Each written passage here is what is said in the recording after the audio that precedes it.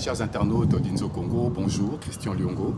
Dans la série Ces Congolais ou ces Belgo-Congolais plus exactement qui se présentent aux élections locales belges, nous sommes aujourd'hui à Bruxelles et nous avons souhaité donner la parole à Olivier Kayomo, un jeune belgo-congolais extrêmement dynamique et actif dans le tissu social bruxellois et qui se présente le 14 octobre prochain aux élections communales de Bruxelles.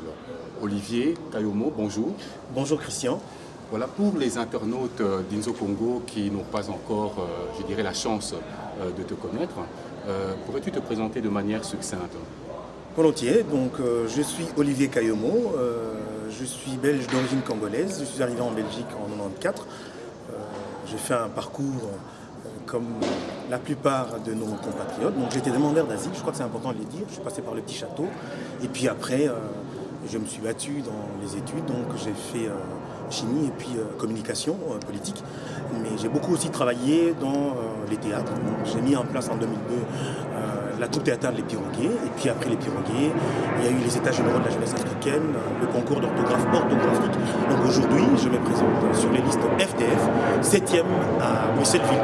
C'est important de rappeler qu'à Bruxelles-Ville, ça comprend 1000 Bruxelles, 1020 Laken, 1120 Neder-Overembeek et 1130 Arin. Voilà un peu ce que je peux dire pour le moment. Donc Olivier, tu viens de le rappeler, tu te présentes sur la liste du FDF. C'est ça. Pourquoi d'abord, c'est quoi comme parti? Et puis pourquoi ce parti en particulier? Parce qu'on a quand même tendance à dire que les immigrants de manière générale et en particulier les Congolais ont plutôt des tendances de gauche. Pourquoi le FDF en particulier? Alors les FDF, fédéralistes démocrates francophones, je suis, comme vous l'entendez certainement, francophone. Pour moi, le français, comme pour la plupart des Congolais, est quand même la langue maternelle, c'est la langue la plus proche. Je pense pouvoir bien nager dans ce monde-là. Mais pourquoi les FDF? Simplement parce que voilà, là, un parti qui... moi, j'ai fait une démarche personnelle pour aller vers les FDF. Il faut rappeler que je suis au FDF depuis janvier de cette année. Et je suis 7e sur la liste. Donc, ça vous montre que quand j'ai frappé à la porte, le président du parti, M. Olivier Menga, m'a bien reçu. Et je suis allé vers les FDF parce que je cherchais un parti qui allait m'accepter dans ma double identité culturelle avec tout ce que j'avais déjà initié comme projet. Pour qu'une fois dans les partis, que le parti m'accompagne et en m'accompagnant accompagne la composante africaine ou la communauté qui est la mienne, parce que nous savons que nous avons beaucoup de problèmes là-bas. Il est important que nous, acteurs politiques, nous puissions être au sein de nos partis de relais des problèmes que rencontrent nos communautés respectives. J'ai trouvé un écho favorable auprès du FDF. Et donc voilà, je me suis lancé parce que c'est aussi question de se sentir à l'aise dans un parti où vous vous dites, vous allez être écouté, vous allez avancer dans le parti et que naturellement, les causes que vous portez, les valeurs que vous défendez et surtout les problèmes que rencontrent vos communautés d'origine, ça va aussi être entendu. Et donc cette réponse-là, j'ai eu ça favorablement au niveau du FDF. Donc le FDF est un parti relativement ouvert. Ouvert, progressiste, je l'ai senti. C'est important de rappeler que le FDF est quand même le premier parti qui a mis sur la liste en 74 le premier immigré. C'était au FDF. Donc il y a déjà des signaux assez positifs, assez clairs. Et je pense que l'entente avec la direction du parti a été formidable. Donc nous l'avons fait. Moi, c'est surtout cela. J'ai senti un encouragement. J'ai trouvé tout de suite ma place. Je rappelle, je suis au FDF depuis le mois de janvier. Je suis 7e sur une liste de 49 personnes. Et donc, parce que je me suis présenté au FDF en disant, voilà, je ne viens pas main vide. Voilà ce que j'ai fait. Et le FDF m'a dit, ce que vous avez fait avant, pour la communauté, pour la citoyenneté, c'est positif. Alors, on va vous accompagner. Donc voilà. Parfait. Une petite digression sur notre pays d'origine, la RD Congo. Évidemment, la diaspora congolaise est relativement large en Belgique et très concentrée sur Bruxelles. Il me semble évident que si pas tout leur cœur, mais au moins une partie de leur cœur est encore en RDC, ou du moins vibre au diapason avec les différents problèmes qui sont relatifs à la RDC. Alors, une question par rapport à ça. Il y a eu les élections à deux échelons l'année dernière, oui, à l'échelon présidentiel et à l'échelon législatif, au mois de novembre 2011. Olivier, que penses-tu des résultats qui ont officiellement émané de ces élections, surtout au niveau présidentiel? Écoutez, là, je n'irai pas par quatre chemins, parce que bon, pour ceux qui sont à Bruxelles, ils les savent. J'ai été parmi tous ceux-là de nos frères et sœurs qui ont marché pendant très longtemps, de mois pour protester. Aujourd'hui encore, donc je ne reconnais pas, parce que je trouve qu'il y a là un hold-up électoral, et il faut le dire tout haut. Il y a même une anecdote, c'est que le ministre des Affaires étrangères belge actuel, M. Didier Reynders, disait, lors d'une de ses interviews, qu'il y a eu tricherie au Congo, mais que cela n'a pas changé l'ordre d'arrivée. Voilà là des aberrations, des choses qui sont inacceptables pour nous, et c'est indigne, parce que est-ce que l'on peut dire ça en Belgique? Je ne pense pas. Donc nous avons la responsabilité morale, nous en tant que candidats belgo-congolais, de pouvoir dire ce genre de choses-là. Donc moi je l'ai dit avec force, que j'ai mis aux pauses, comme la plupart de mes compatriotes, parce que c'est un hold-up électoral. Hold-up électoral, pourquoi? Voilà là quelqu'un qui est au pouvoir depuis 11 ans, qui, sur le plan social, son bilan est tout à fait négatif. Le pays, le Congo, passe de 186e pays sur l'échelle du développement des Nations Unies, sous sa responsabilité. Les droits de l'homme bafoués. Hein. Je peux vous parler de la mort de Armand Tougoulou ou encore des Chébéa. Donc, sous le plan même de la sécurité, c'est intolérable. Ce qui se passe à l'Est, c'est depuis. Donc, son bilan sur le plan social, sécuritaire est totalement négatif. Il est là depuis 11 ans, aucun projet de société. Mais on veut nous le présenter. En plus, on ne veut pas absolument à ce que les gens aillent voir où sont passés les PV des différents bureaux des votes. Donc, je pense que là, il y a eu un hold-up et donc nous ne marchons pas. Et moi, je l'ai dit fermement que c'est intolérable. Le Congo a besoin d'un autre avenir. Et il faut qu'il y ait une nouvelle dynamique avec des gens responsables pour qu'on reconstruise ces pays. C'est important de dire aussi à des citoyens belges que si le Congo est très bien géré, c'est tout le monde qui gagne. Et nous voulons, en tant que belgo-congolais, que le Congo gagne, que la Belgique aussi gagne. Le win-win est possible. Voilà le discours aussi que nous devons amener, surtout nous qui nous présentons en politique ici, pour que demain, les choses changent là-bas.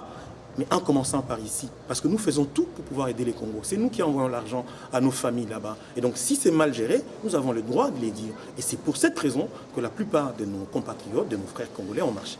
Olivier, je te remercie pour ta position et c'est ça, ton sentiment qui est extrêmement clair par rapport aux résultats de novembre 2011. Mais ceci vient de ta part, personnellement, ou est-ce également une position qui est celle du parti? Ça, c'est d'abord de ma part personnellement. La position du parti, je pense que le président l'a exprimée. Monsieur Olivier Menguel l'a dit, et vous pouvez même trouver aussi les images sur Internet, sur YouTube. Il a été très clair en disant, si monsieur Kabila n'a pas gagné les élections, il n'a pas vocation à diriger le Congo. Je pense que c'est clair. Or, pour gagner, il faut faire des vérifications. Les meilleures vérifications possibles, objectives, il faut qu'il y ait les PV des bureaux de vote. Point barre. Tant qu'on n'a pas mis ça sur la table, donc c'est un hold-up. Absolument. Revenons un petit peu sur ton actualité. Ton actualité, c'est le 14 octobre. Ce sont les élections locales ici à Bruxelles. Tu l'as rappelé, tu es 7e sur la liste des FDF. Et juste un petit rappel également, Bruxelles, c'est 19 communes. Et tu te présentes sur 4 des 19 communes. Hein. Veux-tu le rappeler? Non, je me présente sur une commune, mais qui prend 4 codes postales. Exactement. Donc c'est 1000 Bruxelles, 1020 Laken, 11-20 Neder-Overembeek et puis 11-30 à Rennes. Tout ça, c'est la juridiction de Bruxelles-Ville. Alors, un peu de prospective. On est le 14 octobre au soir. Les résultats sont proclamés de ville en ville et de commune en commune. Tu t'attends à quel résultat au vu de la campagne que tu mènes? Élu, pas élu Je m'attends à un résultat positif. Je m'attends à être élu parce que je crois que je me suis préparé à cette candidature. Il y a de cela peut-être près de 10 ans que je me prépare pour pouvoir me présenter devant les électeurs. Pourquoi est-ce que je suis optimiste? Une élection ne se gagne pas seulement la veille, mais je crois qu'une élection, c'est comme un examen qui se prépare tôt, dès la rentrée. Et, la première des choses, c'est d'être à côté à proximité des électeurs. C'est ce que j'ai fait, notamment avec tous les projets que j'ai menés, en touchant d'abord la composante africaine, parce que je crois que c'est important. Avant d'aller arranger ou de bien construire chez le voisin, commençons par chez nous. Et je pense que notre communauté est une des communautés qui a beaucoup de problèmes. Et Bruxelles est une ville multiculturelle. Pour moi, la multiculturalité, ça veut dire que c'est plusieurs communautés, c'est plusieurs cultures qui vivent les unes à côté des autres. Et si nous ne faisons rien, nous de la communauté africaine, nous serons le maillon faible de la multiculturalité. C'est ce que je ne veux pas. Alors, pour que nous ne puissions pas être les maillons faibles, qu'est-ce qu'il faut faire? Il faut que nous puissions nous organiser. Il faut créer une conscience des communautés. Je pense que c'est ce que j'ai initié avec d'autres depuis. réfléchir sur notre jeunesse, réfléchir sur nous-mêmes, pourquoi nous sommes là, faire en sorte que cette diaspora soit beaucoup plus responsable, nous organiser en corporation, savoir par exemple combien nous avons des infirmiers, des aides-soignantes, etc., etc. Faire en sorte que ces gens-là puissent se réunir, parler des problèmes qu'eux rencontrent en tant qu'infirmiers, aides-soignants d'origine africaine ici, des avantages et des inconvénients, faire ça avec des hommes de médias, faire ça avec des artistes, faire ça avec des informaticiens. Je pense que si demain nous savons qui est qui, nous savons avoir des banques, des données, nos frères et sœurs, selon leur corporation, parce que la Belgique elle est corporatiste, demain si nous avons un problème, qu'est-ce qui se passera? Nous viendrons vers Christian, nous savons que derrière Christian, il y a 10, 20, 30 personnes de médias. Nous viendrons vers Olivier, nous savons que derrière Olivier, il y a 200, 300 personnes, peut-être des théâtres, ainsi de suite. Alors là, nous pouvons facilement faire passer le message pour que nous puissions, s'il faut marcher, mais efficacement être là, bien présent. Donc moi, ma démarche a commencé depuis.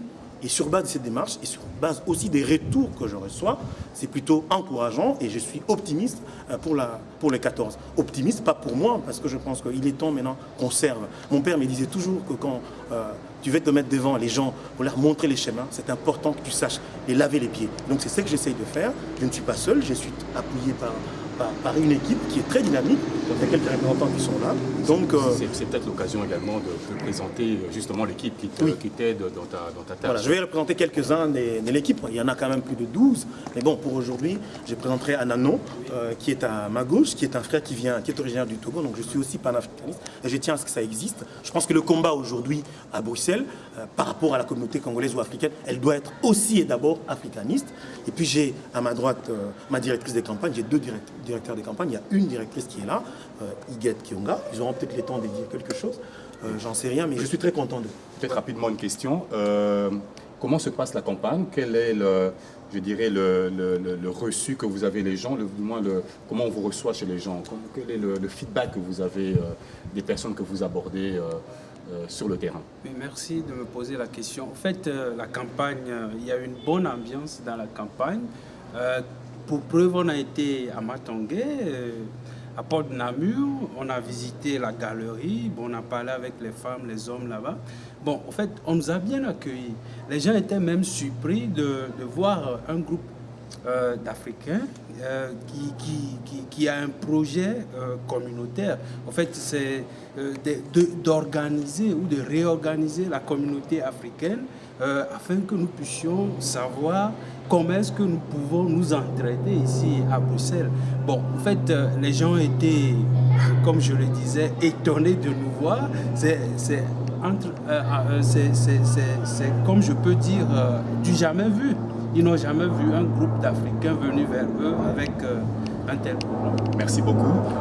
Tantine Huguette, vous êtes la co-directrice de campagne d'Olivier. Alors, le 14 octobre au soir, c'est la gagne ou autre chose? Vous confirmez ce que Olivier dit? Tout à fait. La campagne que nous menons, c'est vraiment une campagne de victoire et on s'organise, on fait le maximum pour vraiment être parmi les vainqueurs. Merci beaucoup. Alors, Olivier, le mot de la fin t'appartient. Tu peux t'adresser à tes potentiels futurs électeurs de la manière dont tu le souhaites. Le mot de la conclusion.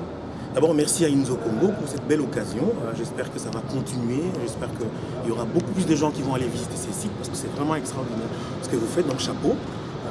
Mot de la fin. Le premier mot, ça sera de rappeler aux électeurs que notre slogan des campagnes, en tout cas le mien, c'est « Voter OK ».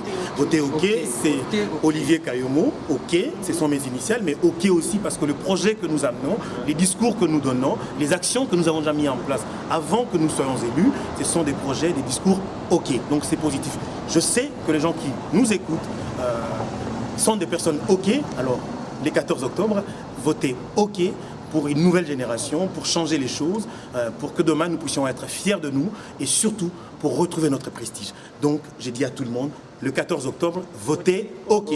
Merci. Et j'ajoute que c'est le prochain échevin. Hein.